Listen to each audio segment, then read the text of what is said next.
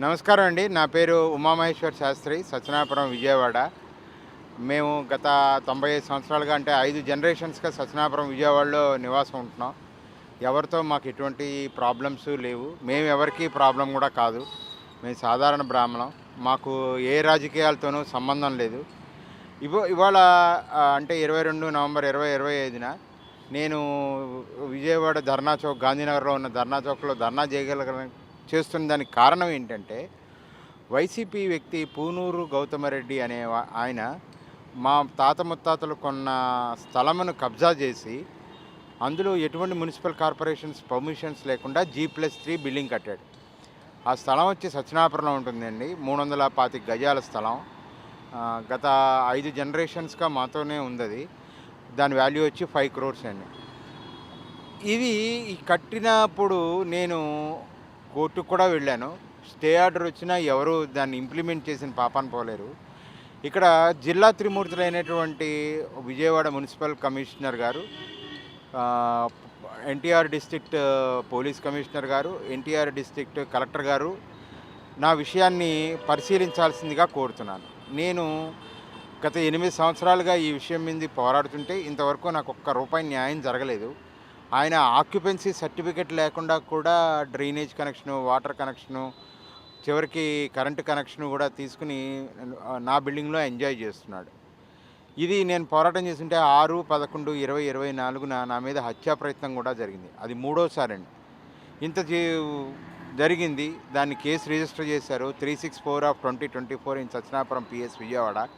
కానీ ఇంతవరకు అది ఏం జరిగిందో డిపార్ట్మెంట్ వాళ్ళే చెప్పాలి. అసలు ఏ కంప్లైంట్ పెట్టినా నా సమస్య గురించి టీడీపీ ప్రభుత్వంలో కూడా ఏ గవర్నమెంట్ ఆఫీసరు పట్టించుకోకపోవడం అనేది చాలా బాధాకరమైన విషయం అండి. ఎందుకంటే వైసీపీ నాయకులు చేసిన అరాచకాలని భరించలేకే కదా ప్రజలు టీడీపీ ప్రభుత్వాన్ని ఎన్నుకున్నది, అదే సోకాల్డ్ ఎన్డీఏ ప్రభుత్వాన్ని. మరి ఎన్డీఏ ఈ ప్రభుత్వంలో కూడా ప్రజల యొక్క సమస్యలు పరిష్కారం కాకపోతే ఆ ప్రభుత్వానికి ఈ ప్రభుత్వానికి ఉన్న తేడా ఏంటండి? నేను గవర్నమెంట్కి ఎగనెస్ట్గా ఈ విషయం మాట్లాడలేదండి. గ్రౌండ్ రియాలిటీని మీకు తెలియజేస్తున్నా. మన గౌరవ ముఖ్యమంత్రి గారి మానసపుత్రిక అయినటువంటి పబ్లిక్ గ్రీవెన్స్ రెడ్రెసల్ సిస్టమ్ PGRSలో నేను 43 కంప్లైంట్లు పెట్టానండి, అన్ని డిపార్ట్మెంట్లకి సంబంధించి. కానీ ఏ ఒక్కటి పరిష్కరించకపోగా వేరే కొత్త సమస్యలు నాకు క్రియేట్ చేస్తూ ఆ గ్రీవెన్సెస్ అన్నీ క్లోజ్ చేశారు. ఇప్పుడు ఆ PGRS ప్రతి సోమవారం దీనికి ఉపయోగం ఏంటండి? ప్రజల time waste, officers time waste. నేను ఇక్కడ ముఖ్యంగా చెప్పదలుచుకున్నది ఏంటంటే, టాప్ లెవెల్లో ప్రభుత్వ త్రిమూర్తులైనటువంటి సీఎం గారు, డిప్యూటీ సీఎం గారు, లోకేష్ బాబు చాలా కష్టపడుతున్నారు. కానీ మీ కింద గవర్నమెంట్ యంత్రాంగం అసలు ప్రజల్ని పట్టించుకోవట్లా. ఇది నేను ఫస్ట్ టైం చెప్పట్లేదండి. టీవీ డిబేట్లలో చాలామంది ఈ విషయాన్నే చెప్తున్నారు. మరి దాన్ని ఎలా కరెక్ట్ చేస్తారు? ప్రజల సమస్యని ఎలా పరిష్కరిస్తారు? అసలు ఒక్క అడుగు కూడా పడకపోతే ఏమనాలి సార్? మాకు ఎప్పుడు న్యాయం జరుగుతుంది? ఒక సామాన్య వ్యక్తినైన నేను గత 8 సంవత్సరాలుగా పోరాడుతున్నాను. ఎంత టైము, ఎనర్జీ, మనీ వేస్ట్ చేస్తుంటాను. మీడియా సంస్థల చుట్టూ తిరుగుతున్నా. సో నా మిత్రులైనటువంటి మీడియా వాళ్ళు చాలా బాగానే ఎక్స్పోజ్ చేస్తున్నారు. తర్వాత గవర్నమెంట్ ఆఫీసుల చుట్టూ తిరుగుతున్నా. నా ఒక్కడి పేరు చెప్తే అందరికీ తెలుసు, పెద్ద ఆఫీసర్లందరికీ. ఇప్పుడు మున్సిపల్ కార్పొరేషన్లో నా ఫోటో అందరికీ పంచి నన్ను అసలు లోపలికి రానియట్లేదు కూడా. ఎందుకంటే ఈ మొత్తం కాన్స్పిరసీలో విజయవాడ మున్సిపల్ కార్పొరేషనే ఉంది. వాళ్ళ ఆర్ఐలు, రెవెన్యూ ఇన్స్పెక్టర్లు, సిటీ ప్లానింగ్ డిపార్ట్మెంట్. ఏమంటే 3 అంతస్తుల బిల్డింగు మెయిన్ రోడ్డు మీద కడుతున్నప్పుడు ప్లానింగ్ డిపార్ట్మెంట్ ఏం చేసిందండి? అసలు మీరు మాటికి బిల్డింగ్ రెగ్యులరైజేషన్ స్కీమ్ అని కానీ, బిల్డింగ్ పెనలైజేషన్ స్కీమ్ అని కానీ ఎందుకు తెస్తున్నారు? నాకు తెలిసినంత వరకు ఒక్క విజయవాడలోనే 11,000 అనాథరైజ్డ్ కన్స్ట్రక్షన్స్ ఉన్నాయి. అంటే పని చేయట్లేదనేది కదా వాళ్ళు.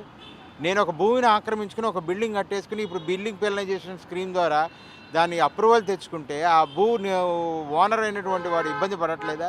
అసలు ఆ స్కీము తప్పే. PGRని నిర్వీర్యం చేశారు.